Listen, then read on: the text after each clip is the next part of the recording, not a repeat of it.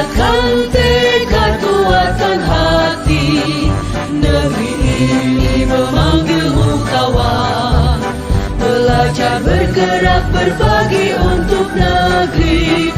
Guru penggerak majukan pendidikan. Guru penggerak menghamba pada murid. Kreatif rancang pembelajaran. Hargai potensi, tingkatkan prestasi. Lahirkan profil pelajar Pancasila.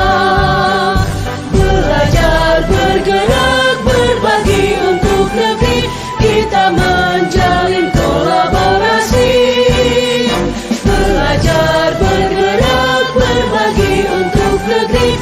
Demi bakti pada Ibu Pertiwi.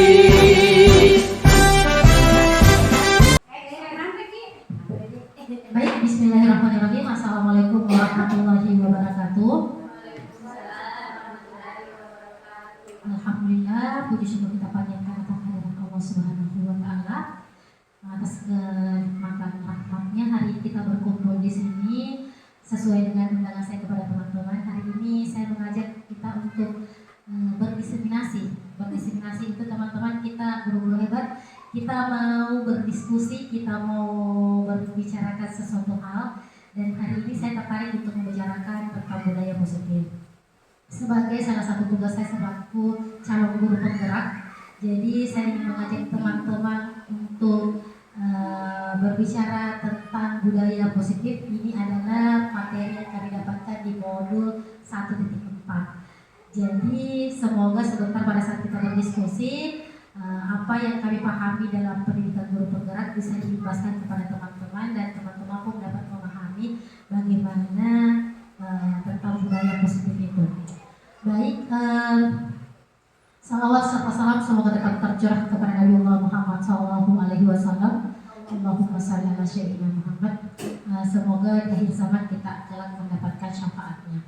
Baik, terima kasih banyak untuk guru-guru hebat yang hadir hari ini dari TK Dinas Baruga, dari teman PKK Priyoso dan rekan-rekan TK Tukamasyaf. Kita hari ini duduk di sini bersama karena kita sama-sama yang menjadi guru hebat, kita sama-sama yang menjadi guru profesional. Yang insya Allah semoga hari ini ada ilmu yang kita dapatkan yang bisa kita praktekkan di sekolah masing-masing. Baik, untuk memulai hari ini tentang budaya positif.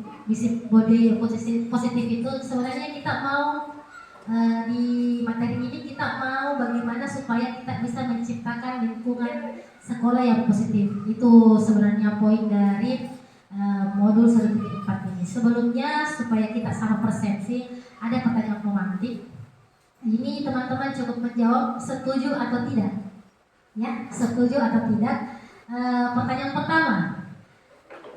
Hubungan dapat mendisiplinkan anak. Kalau teman-teman, menurut teman-teman ini setuju atau tidak hukuman itu dapat mendisiplinkan anak-anak? Ya, bisa. Setuju? Setuju? Yang lain? Setuju. Bu Guru Ros juga setuju. Kalau Rizka setuju. Kalau Eka setuju. Jadi rata-rata teman di sini menganggap bahwa hukuman dapat mendisiplinkan anak ya. Ini akan terjawab nanti ketika selesai kita berdiseminasi. Baik, pertanyaan kedua, pemberian hukuman dengan hal positif seperti membaca atau membersihkan halaman sekolah dapat meningkatkan disiplin anak. Kalau Bu Guru Ros tidak setuju. Yang lain? Bagi anak TK. Kalau bagi anak TK, bagi anak PAUD tidak setuju. Kalau di tingkat SD mungkin saja bisa. Yang lain? Guru hebat yang lain? Tidak setuju juga. Oke, jadi rata-rata kita sepakat untuk pertanyaan kedua ini kita sama-sama tidak setuju. Terus pertanyaan ketiga, memberi penghargaan dapat meningkatkan motivasi belajar anak. Setuju? Setuju semua? Setuju? Oh, setuju. Baik. Baiklah teman-teman, untuk tentang budaya positif itu ada beberapa materi. Salah satunya itu disiplin positif dan nilai-nilai kebajikan universal. Ada teori motivasi, hukuman dan penghargaan restitusi. Yang ketiga itu ada tentang keyakinan kelas. Yang keempat tentang kebutuhan dasar manusia dan dunia berkualitas. Dan yang kelima itu tentang posisi kontrol, dan yang keenam itu adalah segitiga restitusi. Jadi dalam budaya positif itu kita akan membahas tentang ini. Kita ke poin yang pertama, disiplin positif dan nilai-nilai kebajikan universal. Ini adalah nilai kebajikan-kebajikan yang ingin kita tanamkan sama anak. Jadi ini paradigma perubahannya, Bu ya. Akan berhubungan dengan pertanyaan pemantik sekarang. Saya minta kita berpasangan dua orang. Cukup kayaknya pas? Oh tidak ada ya? Pas. Bu Ros sama Ika. Baik, boleh saya minta tolong salah satu memegang barang. Silakan pilih, boleh. Memegang barang silakan simpan dalam genggaman yang bisa digenggam. Jangan gue nanti bonyok di pantat. Yang bisa digenggam satu orang dari berpasangan ini. Sedangkan yang tidak memegang bertugas untuk membujuk, merayu. Silahkan bujuk, silahkan rayu, silahkan paksa. Cari cara supaya teman kita ini yang memegang membuka itu atau memperlihatkan apa yang dipegang. Silahkan. Pokoknya bagaimana caranya supaya bisa dilakukan. Baik. Saya kasih waktu sampai 10 detik. Boleh memaksa, boleh dengan berbagai cara. Silakan. Oke. 3, 2, 1, selesai. Baik. Bu Rizka berhasil. Cukup. Terima kasih. Baik. Di sini siapa yang berhasil membuka? Rizka, Bu Guru Rizka, Bu Guru Mila. Tidak berhasil? Kalau Bu Rahmat tidak, Eka tidak.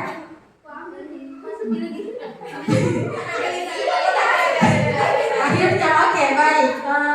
Mulai dari Bu Guru Ros, bagaimana perasaan Tak pada saat Rizka berhasil mengambil itu?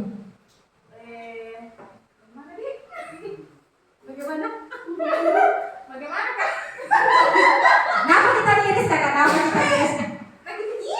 Lagi tinggi-tinggi, jadi pada saat lagi tinggi-tinggi baru akhirnya dikasih ke Rizka. Mau tidak mau, akhirnya mau tidak mau. Kalau dicicil pasrah. Pada saat Bu Ros berhasil mengambil, bahagia sekali. Baik, bahagia sekali. Baik teman-teman. Baik, di sini setelah kita bermain ini ada sebenarnya yang muncul. Jadi setelah kita melihat ini tadi dalam game ini, terlihat ternyata dalam sesuatu perbuatan itu pasti ada alasan kenapa kita melakukan itu. Contohnya, kan? Nah, oh iya, ada yang tidak melepas. Bu Guru murid tadi kenapa tidak melepas? Alasannya karena apa? Tidak rela saja. Tidak rela. Makanya saya punya untuk diambil. Tidak rela. Bagaimana perasaannya Bu Guru? Kecewa akhirnya. Baik, kecewa akhirnya karena tidak berhasil membuka. Dari permainan ini apa yang kita bisa petik? Bahwa setiap perbuatan itu yang kita lakukan pasti ada alasannya. Apakah itu kita terpaksa memberikan? Apakah kita memberikan dengan sukarela? Dan ketika seseorang melakukan sesuatu hal itu juga pasti ada alasannya. Contohnya tadi pada saat saya meminta teman-teman untuk mengambil, membuka, bagaimanapun caranya harus terbuka. Nah, kontrolnya kita di situ adalah karena kita merasa bahwa saya harus melakukan itu. Dan ketika tidak berhasil melakukan itu, maka muncullah seperti yang dikatakan tadi Bu Guru bilang, kecewa. Sama dalam hal ketika pembelajaran. Anak melakukan sesuatu hal itu, murid melakukan sesuatu hal itu pasti ada alasannya. Bisa saja ternyata pada saat dia melakukan kegiatan itu cuma karena dipaksa sama Bu Guru, bukan dirinya sendiri, bukan karena maunya sendiri. Bisa saja karena gaya atau mengajar selama ini kita memaksa. Nah, jadi setiap apa yang dilakukan, demikian pula dalam kelas. Jadi dalam kelas itu ketika anak-anak melakukan sesuatu pasti ada hal yang menyebabkan. Nah, disinilah ternyata selama ini ada paradigma yang miskonsepsi antara guru dengan murid. Apa yang kita lakukan di dalam kelas itu ternyata ada paradigma yang miskonsepsi. Salah satunya ada muncul beberapa miskonsepsi yang berilusi, ternyata itu cuma ilusi. Salah satunya Teman-teman bisa baca di atas. Kita berilusi bahwa guru itu dapat mengontrol murid. Ternyata selama ini hanya ilusi bahwa saya ini bisa kontrol semua siswa itu, ternyata cuma ilusi. Karena sebenarnya ada hal yang membuat seseorang itu berbuat. Jadi bukan sebenarnya kita yang mengontrol, tetapi ada hal yang mendasari siswa itu melakukan perintah kita. Itu ternyata yang selama ini salah paradigma kita bahwa saya yang kontrol murid di kelas.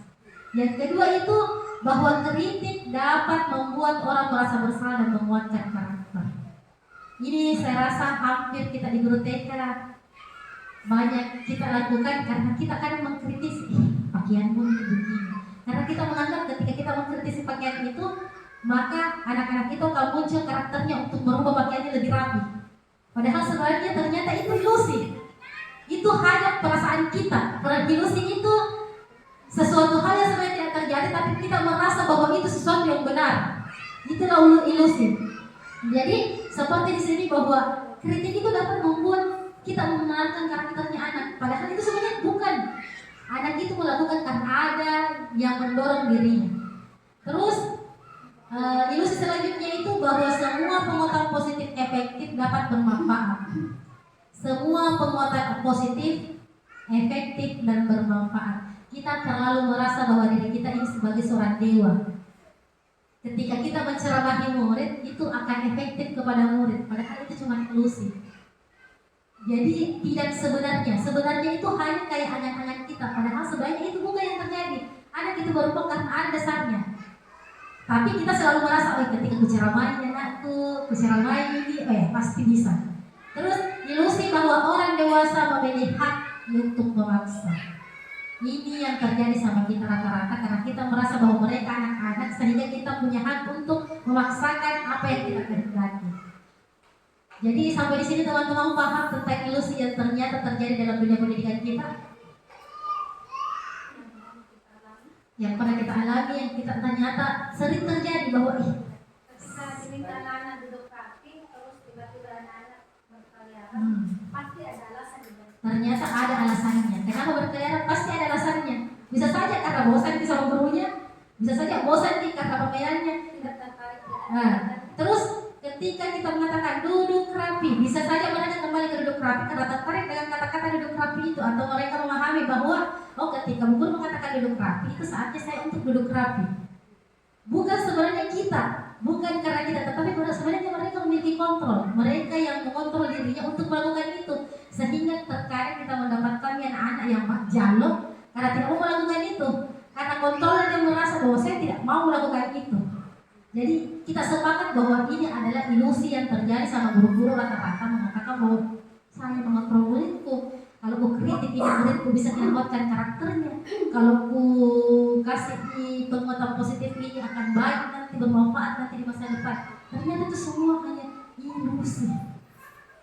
Baik teman-teman, paham? Paham. Baik. Ini adalah perubahan paradigma stimulus respon. Ini teori pilihan. Siapa sesungguhnya yang memiliki kontrol? Kontrol. Ya. Ini stimulus respon. Kita mencoba mengubah orang agar berpandangan sama dengan kita. Ini hanya stimulusnya. Ternyata teorinya pilihannya itu kita berusaha memahami pandangannya setiap orang tentang dunia. Jadi ternyata stimulusnya itu selama ini kita berpikir bahwa kita mencoba untuk mengubah orang lain, ternyata itu sulit. Karena memang teori mengatakan bahwa kita berusaha memahami pandangan orang lain.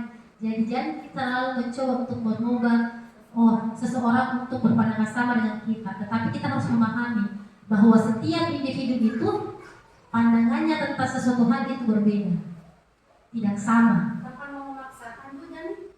Betul. Berperilaku buruk dilihat sebagai suatu kesalahan. Ini adalah stimulus respon kita yang selama ini kita tunjukkan.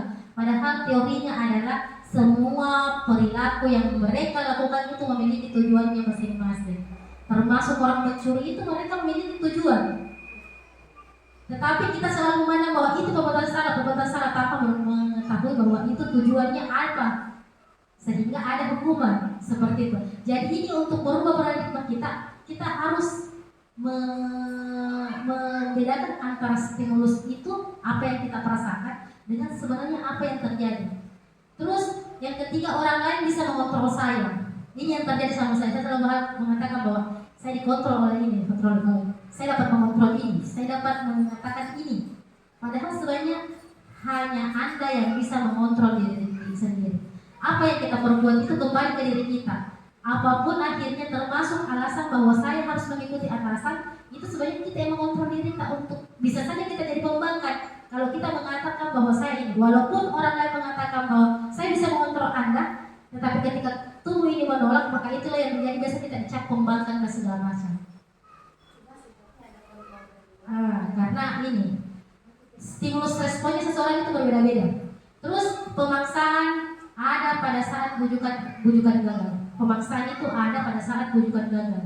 Yang sebenarnya adalah kolaborasi dan konsensus itu menciptakan pilihan baru. Sebenarnya yang kita harus lakukan adalah menanyakan pilihan, bukan memaksa.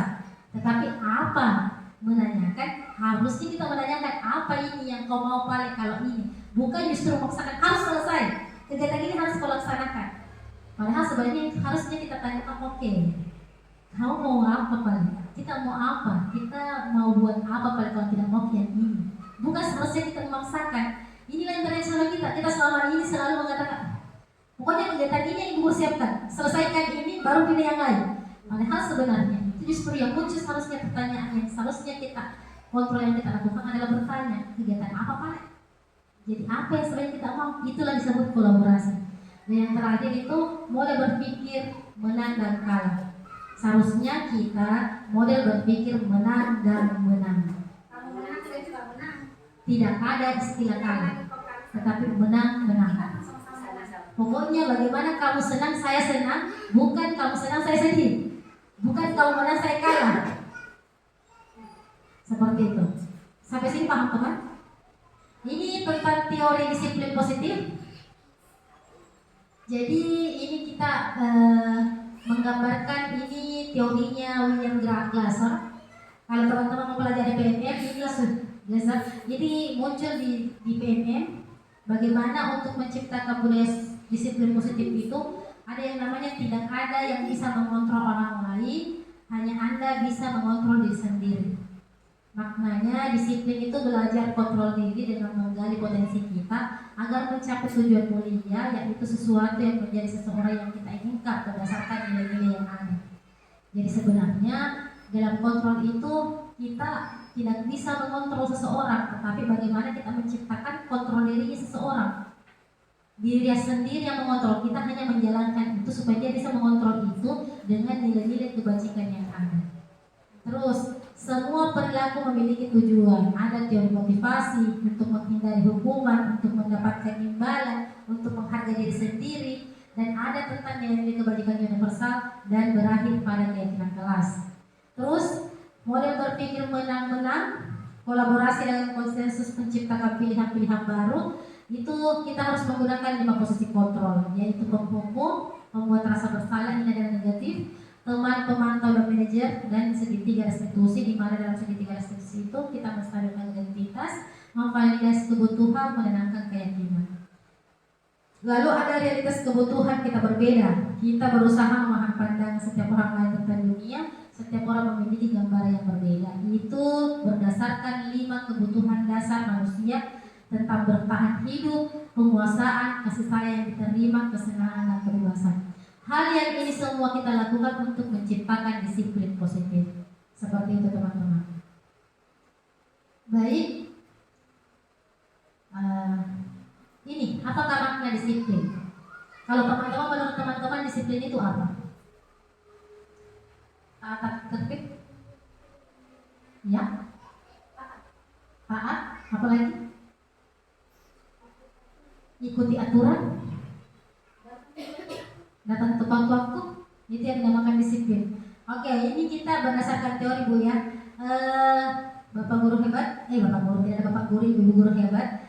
Jadi ini disiplin berasal dari kata bahasa Latin yang disipline, yang artinya belajar. Maknanya itu berkorelasi dengan disiplin diri sendiri dan murid. Itu menurut Socrates dan Plato. Disiplin itu membuat orang menggali potensinya menuju sebuah tujuan apa yang dia hargai, Namun dalam budaya kita, ini jeleknya dalam budaya kita, makna kata disiplin telah berubah menjadi sesuatu yang dilakukan seseorang pada orang lain untuk mendapatkan kepatuhan. Itu di budaya kita. Kecenderungan umumnya adalah menghubungkan kata disiplin dengan ketidaknyamanan, bukan dengan apa yang kita hargai atau mencapai suatu tujuan yang mulia. Jadi kalau makna disiplin tadinya adalah sesuatu yang membuat kita melakukan sesuatu untuk menghargai diri kita. Saya datang tepat waktu ke sekolah karena saya menghargai diri saya sebagai seorang guru. Tetapi sekarang itu berubah konotasinya di dalam budaya Indonesia bahwa disiplin itu adalah mentaati peraturan, sebuah kepatuhan, padahal bukan lagi berkonotasi bahwa kita menghargai diri kita. Jadi kita melakukan sesuatu hal yang bersifat disiplin itu sebenarnya tadinya adalah untuk menghargai diri kita sendiri. Saya datang ke sekolah karena saya menghargai diri saya sebagai seorang guru. Itu makna disiplin. Bukan karena tidak enak sama Pak Atasan, takut sama kepala sekolah, ini nanti marah guru yang lain kalau saya datang terlambat. Bukan karena itu, tetapi karena saya menghargai diri saya bahwa saya memang harus datang karena saya seorang guru. Saya ingin menjadi teladan bagi murid saya. Seperti itu. Itu makna yang berubah konotasinya dalam perilaku kita di budaya kita di Indonesia. Tapi ini yang mau kita kembalikan, bagaimana rasa disiplin itu muncul untuk kita hargai. Jadi kalau kita tidak disiplin berarti kita tidak menghargai diri kita sendiri, tidak dihargai potensi kita sendiri, tidak dihargai profesi kita. Jadi kalau memang kita yakin bahwa kita seorang guru yang profesional, maka seharusnya kata disiplin ini menjadi sesuatu hal untuk menghargai diri kita. Seperti itu. Baik, ini adalah nilai kebajikan universal. Jadi dalam nilai kebajikan universal itu William Glasser mengatakan bahwa semua perilaku dan perbuatan itu memiliki tujuan. Terus dengan mengaitkan nilai-nilai kebajikan yang diyakini oleh seorang memiliki motivasi intrinsik akan terbangun sehingga menggerakkan motivasi diri. Jadi ketika kita memahami nilai-nilai kebajikan maka akan muncul dari dalam diri untuk meyakini itu. Nilai-nilai kebajikan yang ingin dicapai oleh setiap anak Indonesia dikenal dengan profil pelajar Pancasila. Ini menjadi sesuatu kata kunci kita sekarang sebagai seorang guru, bagaimana menciptakan murid yang berprofil pelajar Pancasila, yang beriman, bertakwa kepada Tuhan Yang Maha Esa, mandiri, bernalar kritis, berkebijakan global, bergotong royong dan kreatif. Tapi masih banyak kebijakan-kebijakan universal yang lain seperti mungkin kalau kita pernah mendengar punyanya IHF ada sayang teman, hormat dan santun, itu semua kebajikan. Tetapi tujuan dari kebajikan universal ini kalau kita di Indonesia kita dianjurkan untuk merujuk kepada profil pelajar Pancasila. Seperti itu. Kata santun itu sayang teman kan ada di akhlak. Berakhlak mulia. Baik, ini eksplorasi konsep teori motivasi tentang hukuman dan penghargaan serta restitusi. Ini teori motivasi. Saya untuk menghindari ketidaknyamanan hukuman itu, jadi ketika kita melakukan sesuatu hal karena saya takut, ini seperti contohnya kita datang tepat waktu, apakah kita datang karena saya takut dihukum sama tidak enak sama teman atau takut dihukum sama atasan, maka itu disebutnya masih motivasi eksternal. Tetapi kalau dia juga merasa, oh saya mau datang tepat waktu ini supaya dipuji gak sama teman, cepat ini datang, teladan. Itu ternyata juga disebutnya motivasi eksternal. Terus, tetapi yang kita idam-idamkan adalah bagaimana kita melakukan sesuatu positif disiplin itu adalah untuk menghargai diri sendiri, sehingga itu disebutnya adalah motivasi dari dalam diri. Jadi kita meyakini bahwa oh saya melakukan ini karena untuk saya sendiri, untuk diri saya, tidak untuk dilihat sama temanku bilang luar biasa. Baik, ini menurut Ki Hajar Dewantara, merdeka itu artinya tidak hanya terlepas dari pemerintah, akan tetapi juga cakap buat pemerintah yang sendiri. Jadi sudah diagung-agungkan dari beberapa tahun yang lalu oleh Ki Hajar Dewantara, Bapak Pendidikan kita, bahwa merdeka itu artinya tidak hanya terlepas dari pemerintah, tidak terlepas dari perintah. Jadi bukan cuma karena perintahnya kepala sekolah, perintahnya pengawas, tetapi bagaimana kita membuat itu karena memang kita sudah sadar bahwa saya bisa memerintah diri saya harus buat ini karena ini tanggung jawab saya. Seperti itu. Terus ini dihukum atau penghargaan. Jadi ternyata teman-teman, menghukum itu bahwa penghargaan berlaku sama dengan hukuman dalam arti meminta membujuk seseorang melakukan sesuatu untuk memenuhi suatu tujuan tertentu dari orang yang meminta atau membujuk. Itu dorongan eksternal yang ada beberapa faktor tertentu. Ternyata menghukum itu anak-anak jangka panjangnya sangat bahaya. Jadi kalau kita menganggap menghukum itu sesuatu hal yang mendisiplinkan, ternyata ada hal negatif yang sangat kita takutkan. Yang pertama, pengaruh jangka pendek dan jangka panjang. Terus penghargaan hukuman, penghargaan mengurangi ketepatan, penghargaan tidak efektif, dan penghargaan itu merusak hubungan. Kenapa disebut seperti itu? Penghargaan itu adalah menghukum. Contohnya, sebenarnya dia bisa melakukan, tapi yang terjadi adalah saya melakukan ini karena supaya dapat itu reward, makanya saya datang tepat waktu. Sebenarnya tanpa kita sadari bahwa ini reward yang kita kasih itu adalah menghukum. Kenapa menghukum? Karena saya datang sebenarnya cuma gara-gara itu, dan ketika saya tidak bisa melakukannya, maka akan muncul rasa sakit. Karena tidak sadar mungkin anak-anak ketika dikasih bintang melakukan sesuatu, tapi karena besoknya tidak bisa dilakukan, akhirnya bintangnya itu dicabut. Akhirnya apa yang dirasakan? Muncul rasa seperti lebih sakit dibanding sebuah cambukan. Karena efek mentalnya yang akhirnya membuat dia merasa bahwa tidak dapat mak bintang. Atau bisa saja ketika misalnya Bu Guru Rizka kasih penghargaan itu bintang, tetapi besoknya tidak datang Ibu Rizka dan tidak dilakukan itu sama Bu Cica, akhirnya muncul rasa ini, jangan pergi, jangan buat itu, tidak ada kunci bintang. Jadi sebenarnya bintang itu ternyata sesuatu hal yang kita anggap penghargaan, tetapi akhirnya itu seperti hukuman, cambukan, karena dia jatuhnya kepada psikis seperti itu. Terus penghargaan itu tidak efektif. Kenapa tidak efektif? Seperti yang tadi saya katakan, tidak selamanya setiap orang itu bisa memberikan penghargaan yang sama. Jadi bagaimana kita supaya memunculkan itu anak-anak bukan karena bintangnya, bukan karena penghargaannya, tetapi karena memang butuh Kak ini, mau Kak belajar ini, bukan karena bintang itu. Itulah dikatakan bahwa penghargaan itu tidak efektif sama sekali. Terus penghargaan merusak hubungan.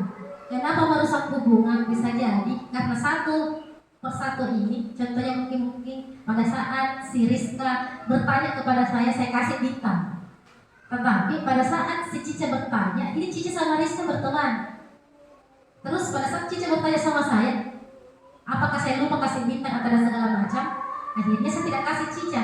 Muncullah rasa tidak enak sama Cica. Kenapa ini Rizka dikasih bintang baru saya tidak? Akhirnya tadinya bisa saja muncul beberapa respon yang muncul, misalnya bilang Rizka ini saya dapat bintang atau tidak. Akhirnya itu merusak hubungan. Justru berteman tadinya akhirnya muncul rasa gitu gugur, muncul rasa prasangka bahwa ini gugur dan sayangnya Rizka dibanding ini saya tidak, karena saya tidak dikasih bintang padahal melakukan juga yang sama. Itulah kenapa dikatakan bahwa penghargaan itu merusak bintang. Jadi kalau mau dikasih penghargaan, iya penghargaan itu untuk semua, bukan cuma untuk 1-2 orang. Dan memang sudah siap mati untuk penghargaan itu. Terus penghargaan itu menurunkan kualitas. Banyak orang yang akhirnya tidak mau melakukan karena tidak ada di bintang itu. Seperti yang tadi saya gambarkan, ketika tidak ada di Bu Guru ini, kasih sebentar bintang Bu Guru Ros. Akhirnya jangan kuat deh, jangan terlalu rapi deh. Itu menurunkan kualitas, padahal sebenarnya dia bisa untuk lebih dari itu, tetapi karena muncul itu tadi ekstrinsipnya di penghargaan yang muncul, dia cuma memikirkan penghargaan itu, akhirnya dia tidak melakukan semaksimal mungkin. Terus penghargaan mematikan kreativitas, terus penghargaan mengurangi motivasi intrinsik. Seperti tadi, akhirnya hilangi rasa jiwa dari dalam kita. Ini juga yang sering kita terjadi sama kita guru-guru PAUD mungkin. Kalau ada murid yang bisa sekali nih, dia sementara menikmati menghargai dirinya sendiri. Pas kita berujian seperti ini, wah Masya Allah luar biasa sudah bisa dilakukan. Dia sebenarnya sudah berbangga dengan itu. Terima kasih sudah bekerja keras. Dia sudah berbangga bahwa dirinya sudah bisa melaksanakan itu. Tapi karena bahagia sekali, akhirnya dikasih gula-gula.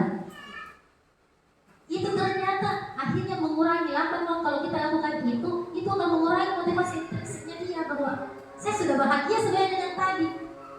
Akhirnya dia berpikir bilang, oh berarti kalau besok aku lakukan lagi, ini akan apakah lagi permen yang lebih banyak dibanding diri guru.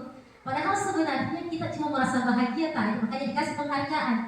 Tetapi sebenarnya dia sudah cukup berbahagia dari motivasi dirinya bahwa dia bisa melakukan itu. Tetapi data kita baik, dikasih sebuah penghargaan, akhirnya itu melenceng apa yang dia rasakan, justru dia mengalihnya kepada penghargaan tersebut.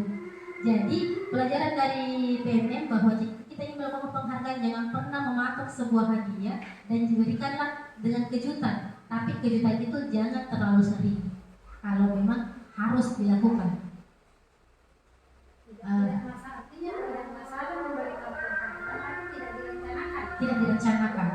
Jangan direncanakan, jangan. Kalau disampaikan memang sebelum perbuatan, ini merusak. Jadi contohnya misalnya mungkin ketika kita memberi anak, oke, kita mau lomba mewarnai ya. Kita mau lomba mewarnai. Anak-anak silahkan menjadi anak kreativitas mewarnai. Tidak pernah ada kata bahwa sebentar yang juara 1, guru kasih hadiah. Akhirnya anak-anak mewarnai karena hadiahnya, bukan dari motivasi dirinya. Tetapi kan yang tadi kita menanamkan bagaimana dia kreativitas. Tapi kalau dalam model kompetisi, ini kan dalam kompetisi. Kadang kita kan mereka sudah menyatakan bahwa saya bisa seperti ini karena ini. Jadi ketika berlomba tanamkan kepada anak, hadiah itu adalah bonus, juara itu adalah bonus. Tapi bagaimana kamu bisa melakukan itu yang guru hargai. Seperti itu. Jadi selalu hargai proses yang ada. Seperti itu. Inilah bentuk program memajiki apresiasi. Jadi bedakan penghargaan dengan apresiasi. Ini yang membedakan antara apresiasi dengan penghargaan. Apresiasi itu dalam pemberian apresiasi Allah perlu diingat ada beberapa hal, yaitu yang pertama diberi pengakuan secara khusus, beri pengakuan secara pribadi, pengakuan kepada murid bergantian, beri pengakuan secara konsisten, fokus dalam proses. Jadi ingat, janji fokus pada hasil, tetapi fokus pada prosesnya. Ini yang susah kita dalam PAUD. Susah nih karena selama ini yang kita apresiasi adalah hasil dari hasil kerjanya, bukan proses kerjanya. Jadi bagaimana kita ketika mengapresiasinya, beri pengakuan secara khusus. Secara khusus itu karena apa? Dia melakukannya karena apa? Terus pengakuan secara pribadinya apa? Terus pengakuan kepada muridnya. Baik, kita percepat karena waktu Bu ya. Terus ini penyatu pengakuan apresiasi. Pembuka, kemarin saya perhatikan kamu seperti ini. Nilai kebajikannya rasa empatimu besar sekali nak. Terus situasinya pada saat menolong murid baru di kelas. Jadi ini Bu, bayangan apresiasi ketika kita melakukan sesuatu apresiasi kepada murid. Jadi ada prosesnya, pembukanya apa? Kita apresiasi prosesnya apa kemarin? Ada waktunya. Misalnya anggaplah Bu Guru Rahma kemarin datang tepat waktu. Apresiasinya apa? Kemarin saya lihat kita datang tepat waktu, Masya Allah. Itu artinya kita punya disiplin yang tinggi. Itu apresiasi. Jadi dia punya keterangan apa yang dia lakukan, nilai kebajikan apa yang dia lakukan, dan situasinya kenapa dianggap bahwa dia memiliki kebajikan itu. Barulah dia komplit apresiasinya. Tidak sama. Ini kan kebiasaan kita kan, sering-sering lo beri jempol. Iya, jempol itu anak-anak sudah memaknai. Tetapi untuk menguatkan apresiasi itu, berilah jempol, keterangan jempol ini karena apa? Kamu Masya Allah bisa bekerja keras kemarin kan Bu. Jadi apresiasi itu ada keterangannya, ada pembukanya, ada nilai kebajikan di dalamnya, dan situasinya apa? Supaya menguatkan yang dia nilai. Berarti saya ketika melakukan ini nilai kebajikannya yang mention ini loh. Bu Guru itu senang loh kalau ketika seperti ini. Sama kayak misalnya kata ini kan, terima kasih sering kita katakan. Terima kasih untuk apa? Terima kasih karena kamu sudah memungut sampah dengan baik. terima kasih sudah menyelesaikan tugas Dengan baik, kamu sudah bekerja keras. Nilai kebajikannya. Situasinya tadi pada saat kamu melaksanakan tugas. Jadi ada serentet. Ini yang membedakan antara penghargaan dengan apresiasi. Jadi kita selama ini menganggap apresiasi sama aja dengan penghargaan. Ternyata tingkat penghargaan itu, tingkat apresiasi itu di atas penghargaan. Dan yang kita harapkan itu diberikan kepada murid adalah apresiasi. Kata-kata ini simpel, tetapi itu dapat menguatkan karakternya anak. Terus ini tindakan guru. Ini antara perbedaan hukuman dan konsekuensi. Jadi dalam kurikulum merdeka itu kita tidak mengenal lagi sebenarnya teman-teman kata hukuman. Yang ada itu adalah konsekuensi. Bedakan antara konotasi hukuman dengan konotasi konsekuensi. Kalau konotasi hukuman itu pokoknya sesuatu hal yang menyakitkan. Dia menyakitkan. Baru dengan kata-kata kau dihukum berdiri di lapangan, pasti konotasinya jelek toh. Tetapi ketika Ananda terlambat datang lalu oke kakak kamu datang terlambat sesuai dengan peraturan kita, maka kamu diberikan waktu 15 menit untuk membersihkan halaman. Beda konotasinya ketika saya mengatakan kamu dihukum bersihkan lapangan karena datang terlambat.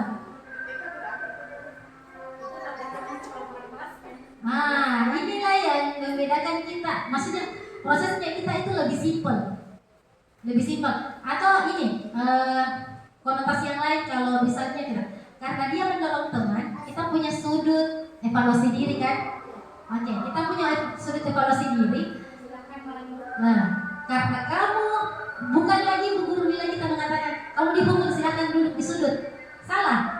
Kita tidak menggunakan kata hukuman itu karena sebenarnya itu adalah konsekuensi yang kita sepakati. Ketika dia mendorong temannya, maka dia diminta untuk 15 menit duduk di sana menenangkan diri. Jadi ketika dia paham konsekuensi, karena konotasi kata hukuman dengan konsekuensi itu berbeda. Itu yang membuat hukuman ini kita usahakan tiadakan di dalam, karena hukuman ini adalah sesuatu hal yang kontrol negatif. Jadi membuat rasa bersalah dalam hukuman itu adalah kontrol negatif, dan yang positif itu adalah teman, pemantau dan manajerial. Ini tindakan guru. Baik, kita saling share Bu ya. Ini kira-kira menurut teman-teman, kalau mencatat 100 kali di dalam buku kalimat saya tidak akan terlambat lagi karena terlambat ke sekolah, itu menurut teman-teman hukuman atau konsekuensi? Ini kalau didudukan ada pada maksudnya, tapi kita mau menyerati bedanya hukuman yang ada di atas ini, kita posisikan pada level pendidikan, jangan kita pada TK. Menurut pemahaman kita dari kalimat-kalimat itu, dia masuk hukuman atau konsekuensi? Konsekuensi apa hukuman?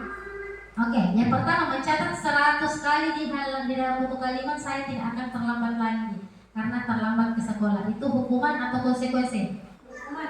Hukuman kalau murid. Yang lain boros konsekuensi. Oke, lanjut.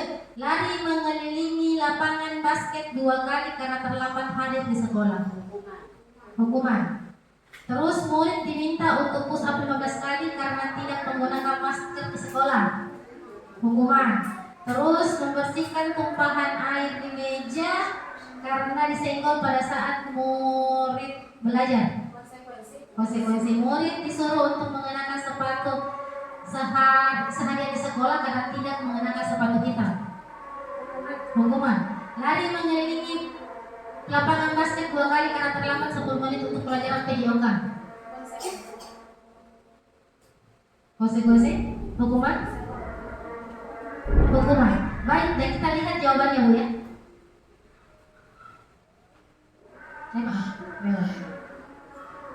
Ternyata mencatat 100 kali di dalam buku kalimat saya tidak akan terlambat lagi karena terlambat ke sekolah, itu adalah hukuman. Terus lari mengelilingi lapangan basket 2 kali karena. Baik, Ibu Bapak guru hebat, Assalamualaikum warahmatullahi wabarakatuh. Terima kasih banyak masih bertahan sampai sekarang.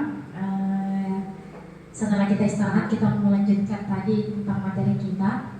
Jadi kali ini kita akan membahas tentang restitusi. Setelah tadi kita membahas tentang bagaimana hukuman dan konsekuensi dan lain-lainnya, bagaimana itu menjadi bagian dari penciptaan disiplin positif.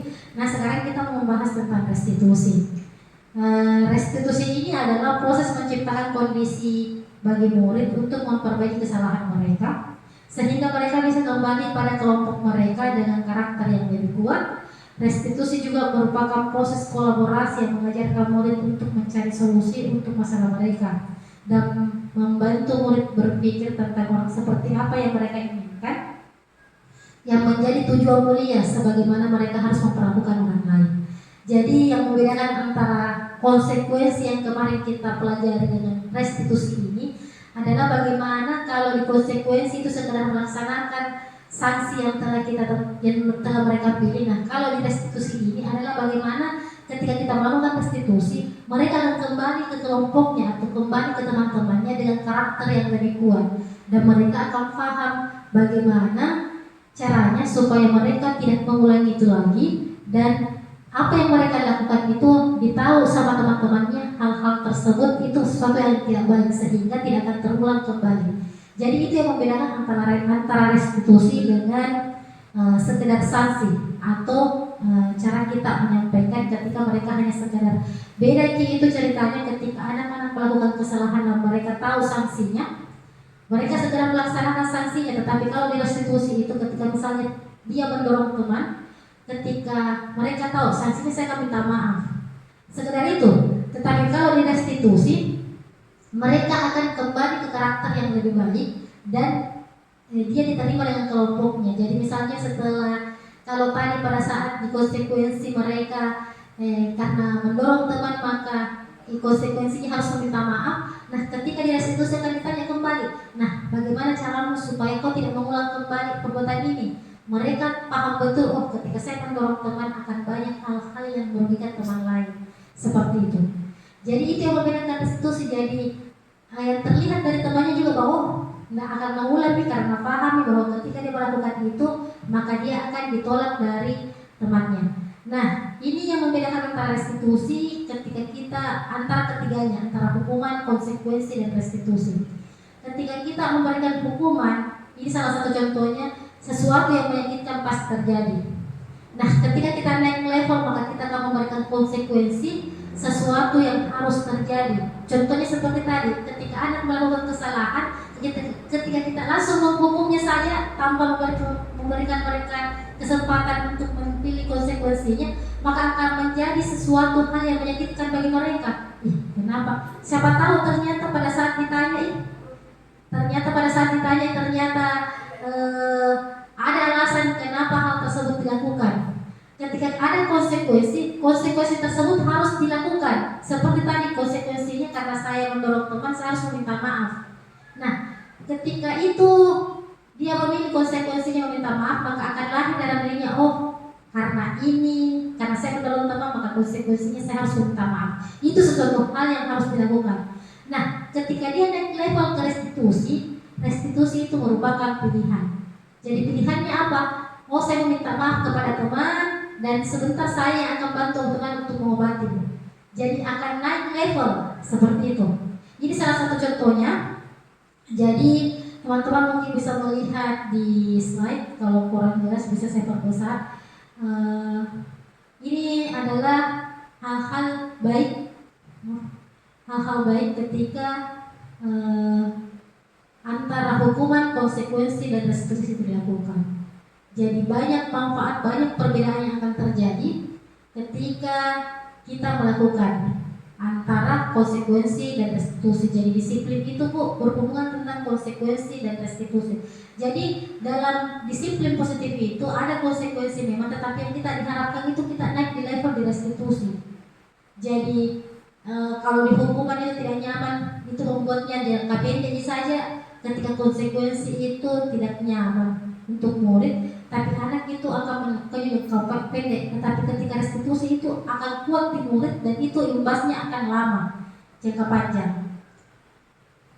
Korban mendapatkan keadilan, ketika kita konsekuensi maka korban itu bisa diabaikan. Pada saat restitusi korban akan mendapatkan gantinya. Jadi sama kayak misalnya merobek kertas teman, dia minta maaf sebagai konsekuensi, tetapi ketika restitusi dia akan mengganti kertasnya teman. Itu tingkat level yang berbeda. Seperti itu. Ini adalah imbas-imbas yang terjadi ketika kita melakukan restitusi. Teman-teman bisa baca di slide di atas. Jadi hasil dari keseluruhan ini, ketika kita masih melakukan hukuman maka dampaknya itu akan negatif. Jadi kita sangat berharap kepada teman-teman semua ini tidak ada lagi yang melakukan hukuman, tetapi minimal kita melakukan konsekuensi, karena konsekuensi itu bersifat netral. Tetapi yang paling diharapkan adalah melakukan restitusi. Inilah di disiplin positif itu. Jadi ketika teman masih melakukan di konsekuensi, Berarti kita masih ada di taraf netral. Tetapi ketika kita melakukan di restitusi, maka itu sudah mencapai positif, disiplin positif yang sesungguhnya. Seperti itu Ibu. Ada yang ditanyakan di restitusi ini? Aman? Aman? Baik, kita lanjut. Ciri-ciri restitusi. Satu, bukan untuk menebus kesalahan, namun untuk belajar dari kesalahan. Ingat, konsepnya adalah menang dan menang. Tidak ada menang kalah, tetapi yang ada adalah menang dan menang. Jadi dalam restitusi tidak ada yang namanya salah, tetapi bagaimana kita belajar dari kesalahan. Terus yang kedua, memperbaiki hubungan. Jadi akan ada feedback antara si korban dan si pelaku karena akan ditanya bersama, sehingga di restitusi seperti itu. Terus ada tawaran, bukan paksaan, jadi dikasih pilih. Terus restitusi menuntut untuk melihat ke dalam diri. Restitusi mencari kebutuhan dasar yang menjadi tindakan. Restitusi ini adalah cara yang paling baik. Restitusi fokus pada karakter bukan tindakan. Restitusi fokus pada solusi. Dan restitusi mengembalikan murid yang berbuat salah pada kelompoknya. Jadi ketika kita merestitusi tidak ada lagi istilah ubi-ubi ini, tetapi mereka akan merasa saling menerima. Kenapa? Karena di restitusi itu bukan cuma si pelaku atau si korban saja yang ditanyakan kita mengambil keputusan, tetapi kedua-duanya, dan mereka akan menyepakati dari kebutuhan itu dan mereka akan mempelajari dari kesalahan itu sehingga tidak mengulanginya kembali. Seperti itu teman-teman. Baik, Ibu guru hebat. Nah, selanjutnya kita akan mempelajari tentang keyakinan kelas. Kita di PAUD Ainur ini sudah melaksanakan dan selama ini keyakinan kelas sebenarnya, cuman kita rangka dalam bentuk kata-kata peraturan kelas. Dan inilah yang kita lakukan di kelas, bagaimana supaya mengembalikan menyatukan kembali persepsi bersama anak murid kita bahwa yang kita selama ini sepakati sebagai peraturan kelas adalah sebuah keyakinan kelas, karena peraturan kelas ini kita buat bersama dengan murid. Nah, keyakinan kelas mengapa tidak peraturan saja dan kenapa harus keyakinan? Teman-teman boleh bantu saya. Ini ada beberapa pertanyaan. Pertanyaan pertama, mengapa kita memiliki peraturan harus menggunakan helm bila mengendarai kendaraan roda 2? Ada yang bisa menjawab? Takut ditilang. Apalagi? Pelindung kepala. Kita tidak minta-minta ada kecelakaan dan segala macam. Takut kena panas. Aturan dari berkendara, kalau kita tidak laksanakan maka kita akan kena tilang. Terus pertanyaan kedua, mengapa kita memiliki peraturan 3M menggunakan masker, mencuci tangan, dan menjaga jarak 1,5? Ini adalah peraturan corona kemarin. Sekarang alhamdulillah sudah mulai tidak ada batasan. Nah, tapi kenapa ada muncul peraturan 3M ini? Ada yang bisa bantu saya kira-kira kenapa? Menjadi kebiasaan. Karena hal ini dianggap sesuatu hal yang bisa kita gunakan untuk menghindari dari penyakit. Terus, mengapa kita memiliki peraturan yang harus datang tepat waktu pada saat mengikuti pelatihan? Takut menjadi pusat perhatian. Apalagi? Takut ketinggalan materi. Jadi kalau kita melihat dari narasi ini akan muncul dua sebab. Akan muncul dua. Ada yang bersifat sekadar mengikuti aturan, tetapi ada juga yang membuat kita melakukan itu karena memang kita menyadarinya. Inilah yang disebut dengan pengaruh intrinsik atau motivasi intrinsik. Tetapi kalau kayak misalnya kita takut ditilang, itu masih motivasi luar sebenarnya. Tetapi ketika kita melakukan peraturan ini, untuk melindungi, kalau saya melakukan ini ada kebaikan di dalamnya. Ada kebaikan di dalamnya karena nanti kalau tidak diminta-minta saya kecelakaan, kepala saya tetap tubruk. Kalau ada helm insya Allah masih terlindungi dan segala macam. Itu sudah motivasi intrinsik. Tetapi kata peraturan ini masih identik dengan kata akan ada sanksi ketika kita tidak melakukannya. Contohnya pada peraturan harus menggunakan helm. Ini kan yang masih besar dari kata peraturan itu, kita takut ditilang, kita akan kena denda ketika melakukannya.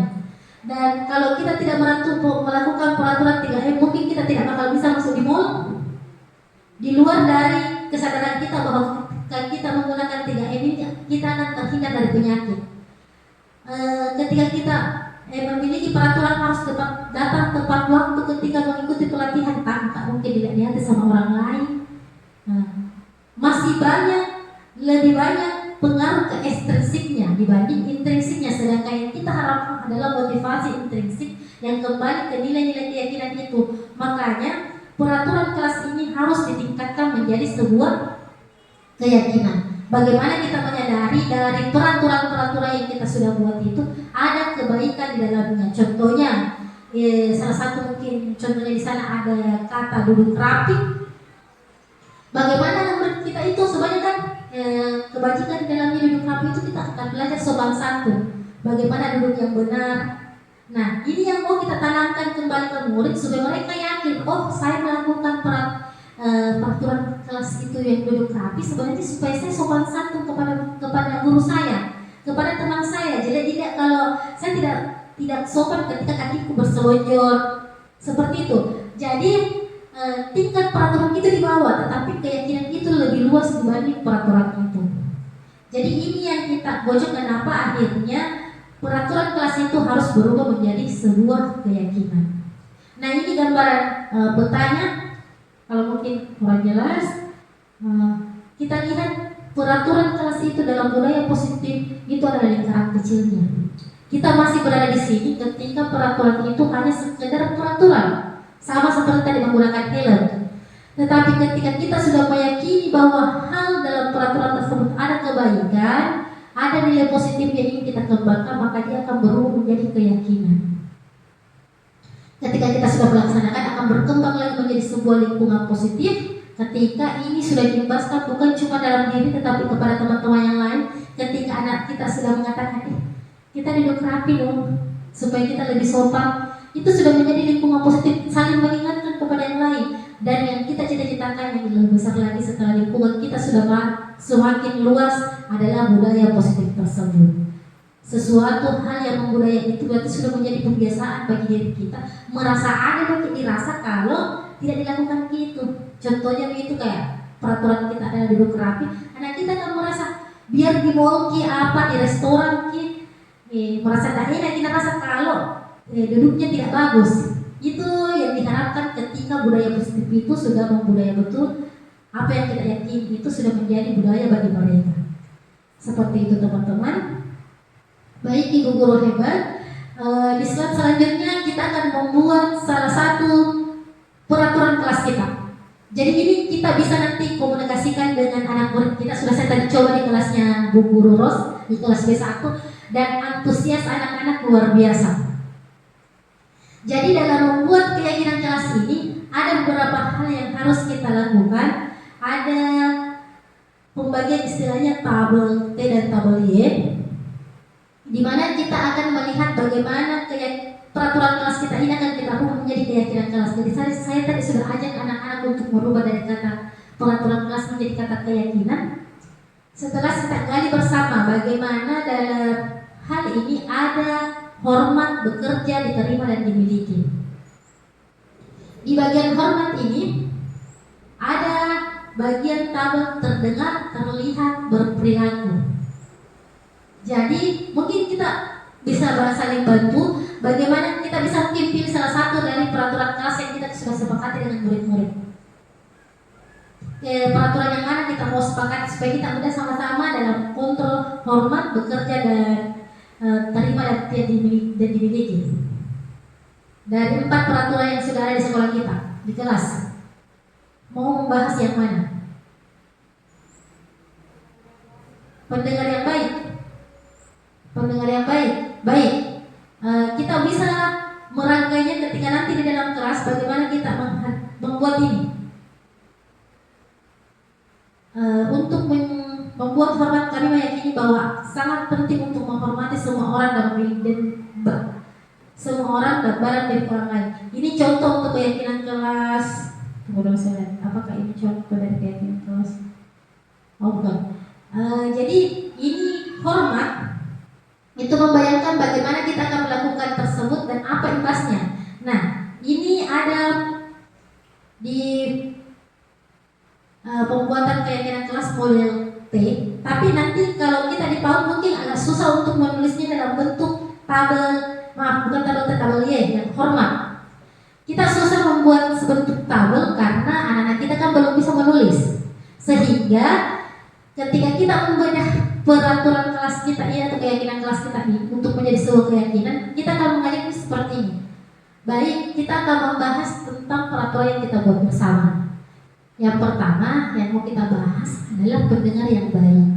Teman-teman, pendengar yang baik itu kalau kita menjadi pendengar yang baik, terdengarnya seperti apa?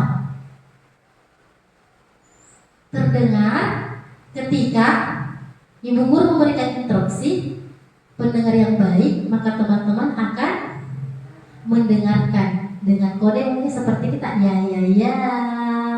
Nah, mereka akan paham bahwa ketika ibu guru saya mengatakan pendengar yang baik, maka akan teryakin dirinya bahwa artinya saya harus menjadi pendengar yang baik.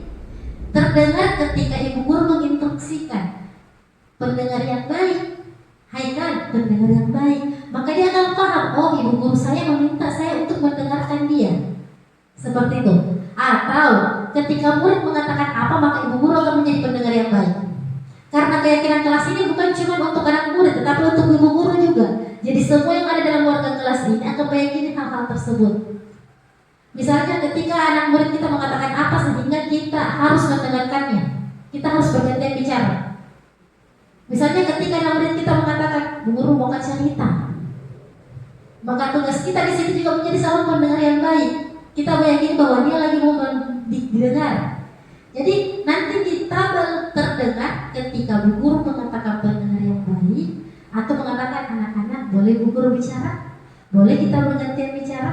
Dan ketika anak-anak mengatakan Bu Guru saya mau bercerita, seperti itu. Jadi terdengarnya seperti itu. Jadi kita akan menjadi pendengar yang baik ketika teman kita mengatakan hal tersebut. Baik, terlihatnya pada saat apa kita menjadi pendengar yang baik? Terlihatnya seperti apa? Terlihat pada saat terlihatnya pendengar yang baik itu terlihat seperti pada saat apa? Tadi pada saat di kelasnya Bu Guru saya mengatakan begini, pendengar yang baik itu terlihat seperti apa? Seperti apa ketika mendengar si Hair, siapa lagi? Sahril. Si Sahril mengatakan begini, kalau dia Kak Bu Guru. Artinya pendengar yang baik itu ketika teman-teman saya bicara dan teman-teman fokus ke saya, itu artinya teman-teman sudah melakukan pendengar yang baik, bukan pada saat saya bercerita terus kita balik. Nah, jadi sikap pendengar yang baik itu terlihat menjadi pendengar yang baik ketika kita melihat lawan bicara. Jadi tadi saya tulis di sini, terlihat ketika saya memperhatikan teman berbicara. Terlihat ketika Bu Guru memperhatikan teman yang berbicara. Terlihat ketika teman-teman mendengarkan ibu guru bercerita. Seperti itu. Jadi mereka paham bahwa ketika saya bercerita, ketika guruku bercerita, saatnya saya menjadi seorang pendengar yang baik. Berperilaku seperti apa? Sopan. Kalau bahasanya tadi dia siapa? Dia bilang kalau tidak bicara, bicara teman. Nah, bilang bergantian bicara. Ternyata ini tabelnya bisa kita lakukan cuman terganti. Dia tidak berbentuk tabel. Kalau di jenjang SD, SMP, SMA mereka menuliskannya langsung terlihatnya dan segala macam. Kita di cukup mengatakan bertanya saja dan kita yang tulis sehingga mereka terlihat itu ketika Bu Guruku bicara saya mendengarkan. Kalau pendengar yang baik itu terlihat ketika kita saling memperhatikan sehingga akan muncul rasa hormat ini. Lalu kita tanya kembali dari sini, ketika kita menjadi pendengar yang baik, kira-kira kalau kita menjadi pendengar yang baik, karakter apa yang muncul, hal baik apa yang muncul? Mereka mungkin masih akan bingung, tetapi ketika kita menanyakan bagaimana perasaan ketika kita bicara baru guru dia memperhatikan. Apa kata Sahril? Senang Kak Bu Guru. Sehingga mereka akan paham, ketika Bu Guru bicara lantas saya mendengarkan, Bu Guru saya merasa senang, merasa dihargai. Jadi ditulis tadi, keyakinan yang muncul ketika kita melakukan pendengar yang baik adalah rasa hormat, rasa saling menghargai. Seperti itu. Terus dalam keyakinan kelas itu juga kita akan bagi. Dalam keyakinan kelas itu juga kita akan bagi apakah peraturan ini berlaku untuk semua. Dan jawabannya anak-anak seperti ini. Apakah pendengar yang baik itu Bu Guru juga harus melakukannya? Apa dia bilang? Iya Bu, harus juga pendengar yang baik. Kalau bicara dia juga. Seperti itu. Jadi keyakinan kelas ini akhirnya bukan cuma untuk mengontrol murid kita, tetapi menjadi juga tanggung jawab bagi kita. Jadi ketika peraturan yang kita sepakati dalam kelas adalah duduk rapi, maka kita juga sebagai guru harus duduk rapi. Kalau memang aturan yang tadi kita buat terlihatnya adalah duduk sila, di kelas tadi dia mengatakan duduk rapi itu kalau duduk sila atau diteluk kaki kita, tidak dikasih lampe-lampe kaki kita. Itu baru duduk rapi. Jadi jangan sampai kita nanti di kelas kita sendiri yang membuat keyakinan bahwa ketika duduk rapi itu adalah duduk sila dan segala macam, baru dalam kelas kita yang pasti lojor-lojor. Jadi janji heran kalau ada murid yang mengatakan keyakinan tak duduk santun tak bagaimana, karena kita sudah menyepakatinya bersama. Seperti itu. Jadi itu hal-hal yang membuat akhirnya peraturan kelas itu akan berubah menjadi sebuah keyakinan dan anak-anak paham bahwa di dalamnya itu ada kebaikannya, ada nilai positifnya, seperti itu. Jadi ini mungkin PR untuk teman-teman di kelas lain. Kalau di kelasnya Bu Guru Ros di B1 sudah saya sampaikan tadi, dan alhamdulillah selesaikan sampai duduk rapi pendengar yang baik sama saya teman. Tapi mereka menambahkan satu peraturan dalam kelasnya, merapikan mainan setelah bermain. Jadi mungkin nanti bisa ditambahkan satu lagi gambar merapikan mainan, supaya karena kita tahu anak PAUD itu butuh sesuatu hal yang tergambar dalam bentuk abstrak, sehingga kita mesti menyampaikan gambar-gambar tersebut. Mereka menyepakati bahwa di kelas itu Bu, ketika kita selesai bermain kita merapikan kembali. Itu untuk menjaga barang-barang kita tetap utuh dan kelas kita kelihatan bersih. Kalau mau ditambahkan lagi merapikan, memungut makanan-makanan bekas, membersihkan kelas, bisa kita masukkan dalam peraturan tersebut. Tetapi nanti ganti menjadi sebuah hal yang berupa keyakinan. Jadi mungkin judulnya di atas bisa diganti menjadi keyakinan kelasku. Karena kalau peraturan yang tadi konteksnya ketika dia berperaturan, maka ekstrinsiknya lebih besar dibanding ketika kita menggunakan kata keyakinan. Artinya kita betul-betul yakin Bu. Seperti itu. Baik teman, dari sini penyusunan keyakinan ada yang dipertanyakan? Ada? Aman? Baik, selanjutnya ini tadi tabel Y dan tabel T. Nah, ini ada contoh beberapa antara peraturan dan keyakinan kelas. Kita sama-sama saling ini Bu ya. Kira-kira kalau kata peraturan, bedanya di keyakinan dengan peraturan itu, kalau di keyakinan bersifatnya fleksibel, konteksnya tidak hanya terdengar satu, dia bersifat universal sehingga bukan tidak muluk sekali gambarannya. Cuma kalau kita kan lebih disingkat kata-katanya karena tidak bisa kita pahamkan. Saya mampu untuk duduk rapi, kan halus sekali didengar. Tetapi ketika kita mengatakan duduk rapi, mereka sudah paham bahwa duduk rapi itu seperti ini. Nah, ini salah satu peraturan yang ada di sekolah sana. Teman-teman, kira-kira kalau ini dirubah menjadi sebuah keyakinan kelas, selalu mengembalikan buku ke tempatnya, apa keyakinan yang akan muncul ketika kita alihkan ke keyakinan? Bertanggung jawab. Tanggung jawab. Yang lain? Sepakat bertanggung jawab? Baik, dilarang mengganggu orang lain.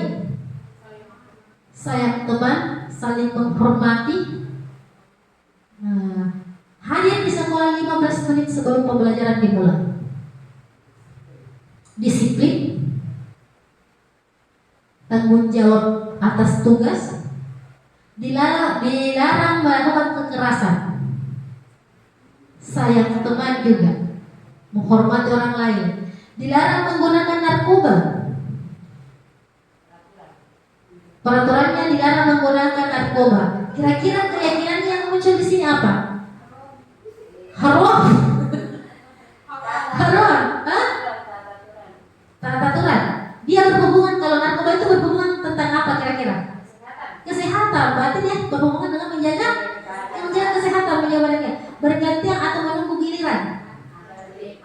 budaya antri, disiplin, menggunakan masker, kesehatan, jangan berlari di kelas atau koridor, jaga badan, jaga kesehatan.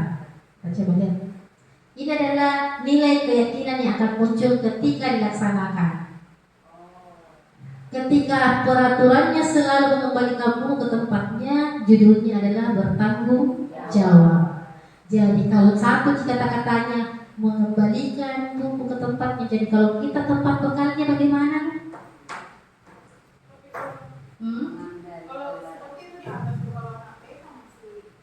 Luas kan? Nah, itulah makanya.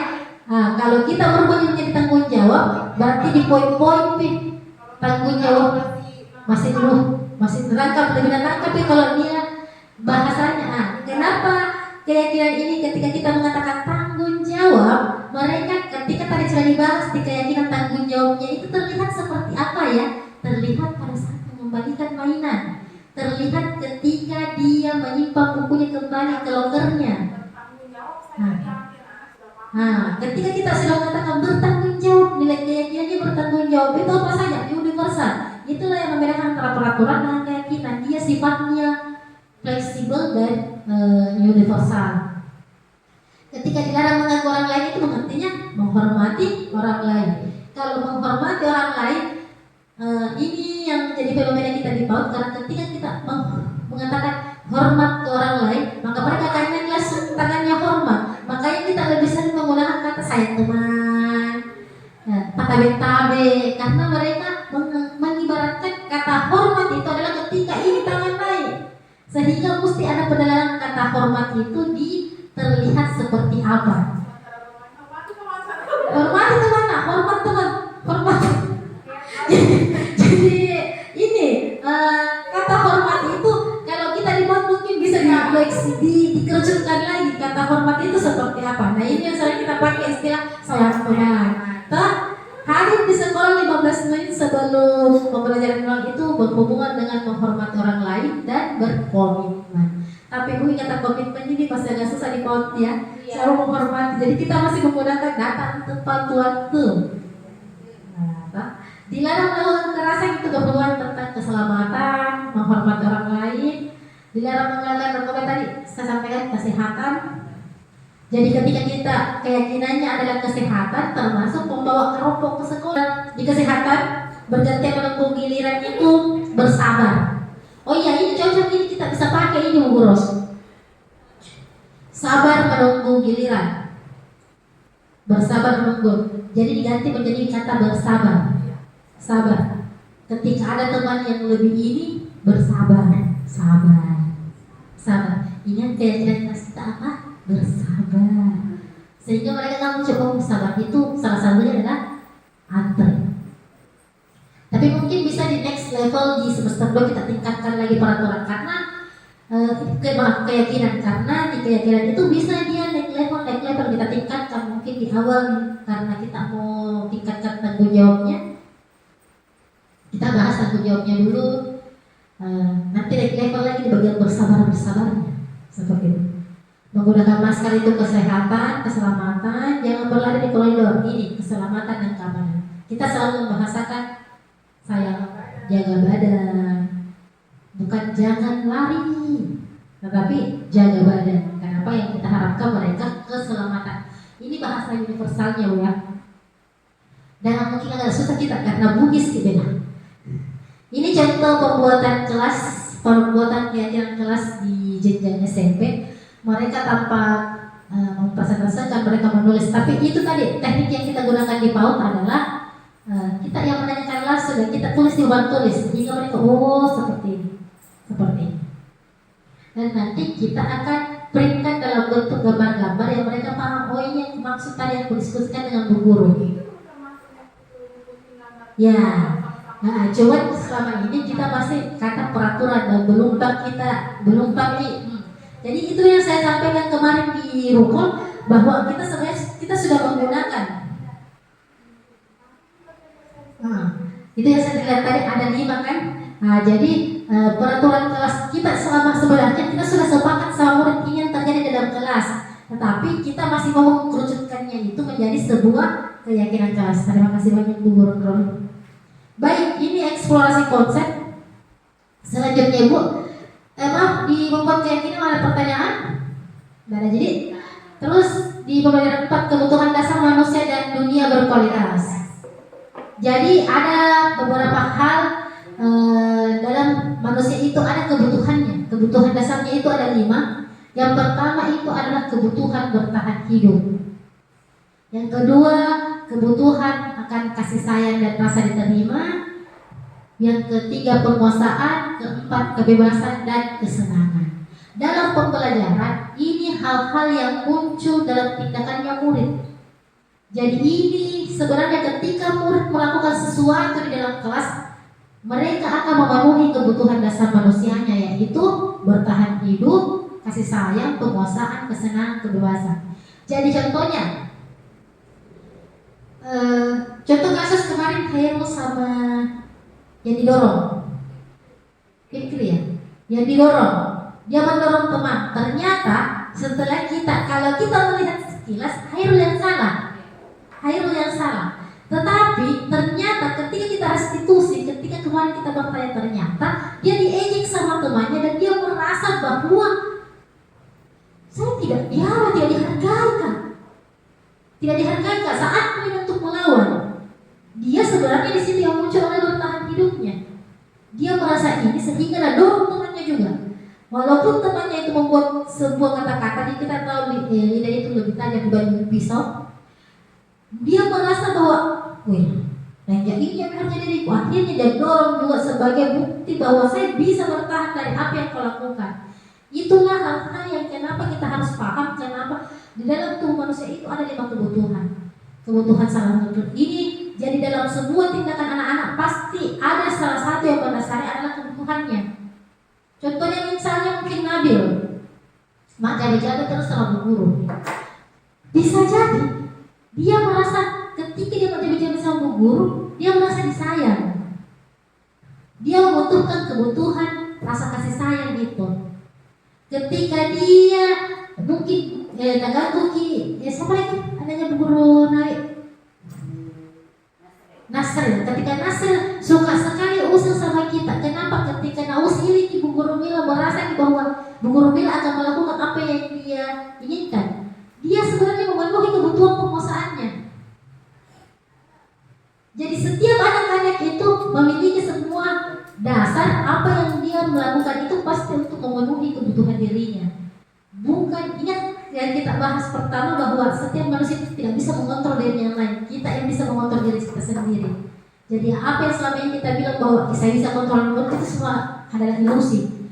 Ternyata kita itu butuh kontrol dirinya itu yang muncul dengan berdasarkan kebutuhan manusianya itu. Jadi apa yang muncul di muridnya itu sebenarnya adalah pemenuhan dari kebutuhannya sampai kesenangannya. Usil itu bisa jadi dia karena memenuhi kesenangannya, sedang mentomi lihat kalau orang repot. Sehingga di sini dasar kita, ketika kita lihat ternyata bertahan hidupnya yang dia ini. Bahkan itu bahwa bertahan hidup itu benar, tapi kita memiliki yang namanya keyakinan kelas. Ketika kita mendorong teman, berarti kita melanggar keyakinan kelas. Keyakinan kelas kita bahwa kita harus menghargai orang lain. Cara bertahan hidup yang lain ada yang bisa kita lakukan bertahan kecuali tidak dengan menyakiti teman. Contohnya mungkin menyampaikan bahwa jangan seperti aku suka. Seperti itu teman-teman. Terus ini di pelajaran 5 itu ada 5 posisi kontrol. Seperti tadi saya sampaikan bahwa dalam posisi kontrol itu kita dalam menjalani hidup, dalam melihat kasus-kasus kita sebagai guru ini ada kontrol kita. Kontrol itu dibagi menjadi 2. Ada negatif, ada positif. Nah, dari materi yang kami dapatkan di guru penggerak, kontrol negatif itu adalah menghukum dan membuat rasa bersalah. Terus untuk yang positif itu teman, pemantau, dan manajer. Nah, ada beberapa hal ciri khasnya. Tentatif, kurang besar. Nah, teman-teman bisa melihat di atas kita menghindari hukuman, Kontrol dari luar itu mengharapkan imbalan atau ketergantungan pada orang lain, dan ketika kita menggunakan manajerial itu manajer maka menghargai diri sendiri. Kalau kita melihat dari kelima kontrol ini akan terlihat perbedaannya. Contohnya motivasi-motivasi yang muncul itu, guru berbuat ketika dia melakukan penghukuman maka dia akan menunjuk-nunjuk dan menyakiti dan menyindir. Kamu itu untuk begini, tidak. Di sudut penyesalan, ada di sana di pojok, bu guru sudah siapkan karpet, silakan menyesal. Itu ternyata sebenarnya menghukum. Itu adalah menghukum. Terus, ketika kita membuat rasa bersalah, berceramah dengan menggunakan kata-kata halus, ternyata itu negatif. Kenapa gitu begini? Bisa tidak kasihan sama bu guru. Capek tapi rasa ini aja kita baru begitu gitu. Ternyata itu membuat rasa bersalah. Dia balik guru dan sudah kita balik bicara capek bu guru. Tidak kasih angka itu perlu sombong dan tanpa putih-putih. Apakah susah dengar dulu bu guru? Ternyata itu membuat rasa bersalah. Dan itu berdampak negatif. Ketika kita menjadi teman, membuat alasan-alasan untuk muridnya. Masa itu tidak bisa. Kita merasa akrab dengan murid sehingga kita bisa membuat alasan-alasan yang tidak jelas. Sebentar itu kalau begitu, mama tak itu anak. Cepaki pula sebentar, cepaki pula. Ikut jadi pemimpin sebentar kalau begitu.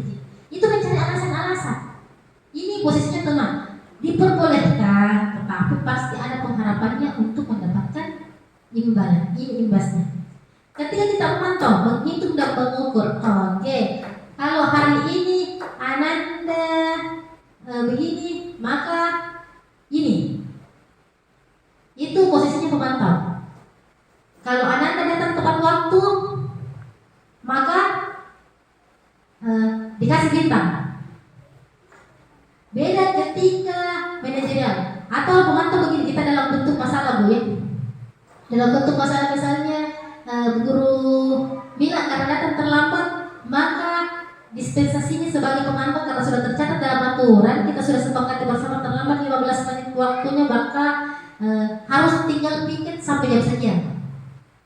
Pemantau, ini sesuatu hal yang wajib karena kita sepakati bersama. Bisa jadi ternyata Bu Guru Jamila ada kegiatan setelah sekolah sebenarnya yang sudah dijadwalkan, tapi karena kita di posisinya pemantau sesuai dengan aturan, maka kita tetap dilaksanakan seperti itu. Itu yang membedakan dengan manajer. Kalau kita sudah manajer, kita akan bertanya. Baik nak, kenapa bisa? Kenapa dilakukan itu? Apa yang mendasari seperti itu? Jadi bagaimana itu teman-teman? Bagaimana perasaannya teman-teman? Kalau seperti itu, apa yang terjadi? Dan kita kuatkan seperti itu.